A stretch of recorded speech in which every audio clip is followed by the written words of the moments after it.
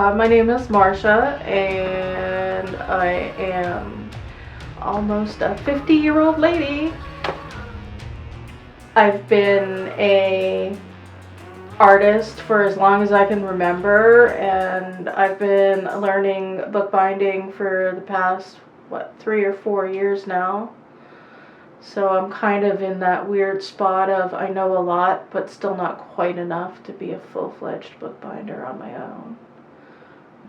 I still have so much more to go, actually. I don't know. Other than that, like I said, I'm an artist. I'm a mom. I'm a goth. I'm me. I've been creating art since I could hold a crayon.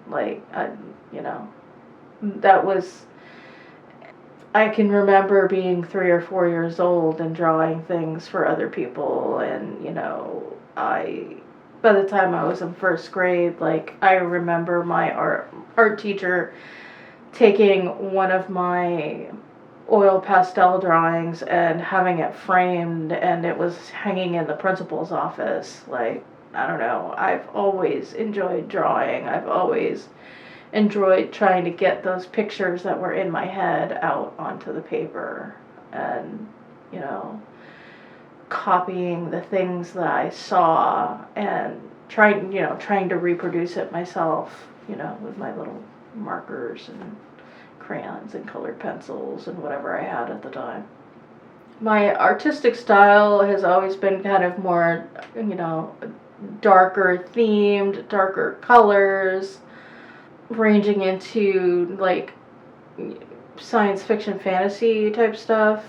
More recently, I've been exploring illustration because I want to loosen up my hand in my work, and across all of my work, not just in drawing per se, but I want that to carry over. And as far as bookbinding is concerned, I oddly enjoy fixing books and restoring them and bringing them back from being a crumbly pile of dust on my bench. I find it cathartic and therapeutic in some way.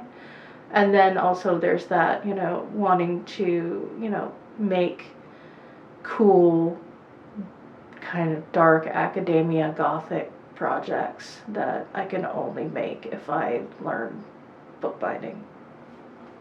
My biggest artistic influence overall has always been Van Gogh. I know that's kind of you expect to hear that out of an artist, oh, Van Gogh, he's, but I literally have loved that man and his work since I was in middle school, possibly even grade school. I was fascinated with him. I forced my mom to, buy books on him. I wrote term papers on him. I copied his work. I still copy his work, which is funny because I don't do a lot of I've done all of 2 impressionistic paintings, and that's something I want to explore more, because the one that I did really well is of my daughter, and I'm really proud of it. I think it came out really amazing. In bookbinding, I can't remember the name of the artist, but there is this, must be Eastern European. Lorena. Yeah, Lorena. She is amazing, and I can only hope to someday make the kind of books that she makes. She has brought it definitely through not just an art form, but just an amazing in-your-face cool art style of her very own that I would like to be able to learn from her and others to do myself someday, do something in my own vein like that. Unfortunately, my creative process is, literally, it is something will sit in my head and brew and stew and stew and brew until I finally get to the point where there's enough there that I can get it down on a canvas or piece of paper or whatever. I am not one to do a lot of research for as far as like looking for reference materials. Like that's actually a newer thing for me, looking for reference photos and trying to take pictures in order to set up my composition. I've always created very organically, always just whatever was in my brain, but I'm finding now that I want to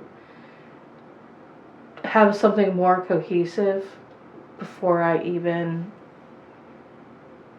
put a pen to paper. And so I am starting with that process of, okay, this is the picture I have in my mind, and now I'm going to look for reference photos that have all of those elements, and I take all those and I put them together into one, photograph, piece them together into one photograph.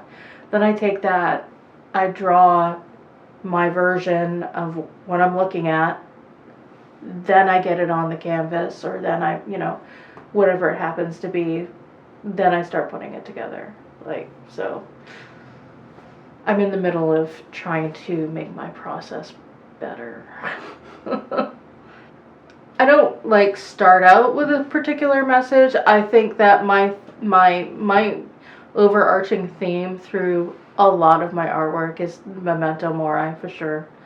I have always been fascinated with, like I said, skulls and, death, and, I am the classic, serial killer documentaries and chill kind of person.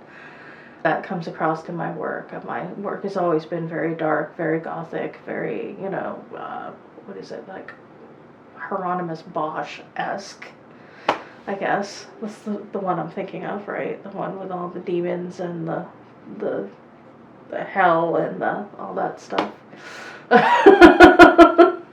My workspace, the influence it has on my art is, usually my workspace looks like a pack of raccoons went through, which is usually good. I know that chaos somehow feeds my art, but for bookbinding, I need everything clean. I am pretty snobby about it. I want my stuff cleaned off. I want everything nice. I want everything in its place. It's a very different process for me.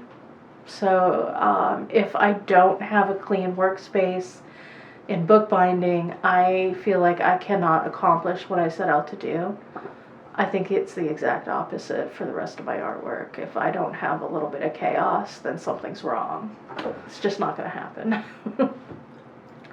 I think in years past, actually having one of my paintings right after COVID, I had it in an art show at one of the local galleries here, which was big for me because I hadn't had any sort of connection with an art show since, high school, when we had our art shows in high school. So that, I think, I was pretty darn happy with.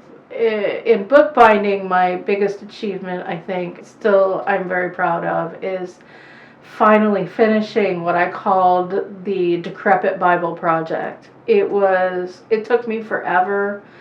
Paper repairs were extensive. It was falling apart. I had to learn all kinds of new stuff, and I learned it on the fly. And finishing that project and having the book all in one piece again and giving it over to the client, also is one of my greatest achievements in recent years.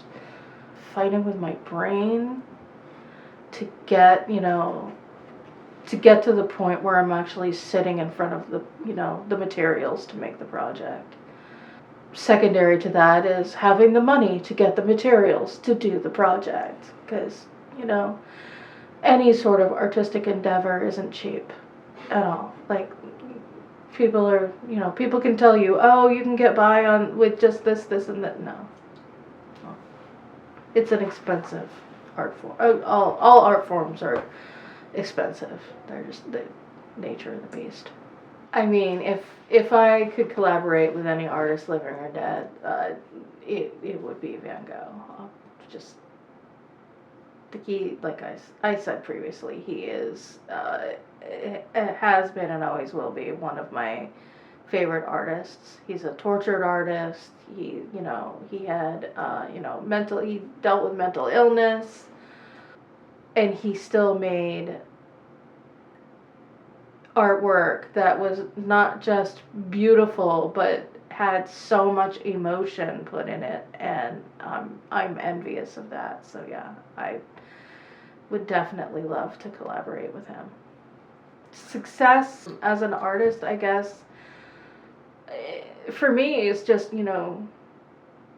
making the art. I've never pushed, like, I've sold pieces here and there, but it's not been something that I have pushed. However, I would love to be able to, at the very least, show more of my artwork. Even if I never sold another piece, I would love to be able to at least show it to other people and have other people see it and, comment on it, good or bad. I mean, I'd hope they comment good, but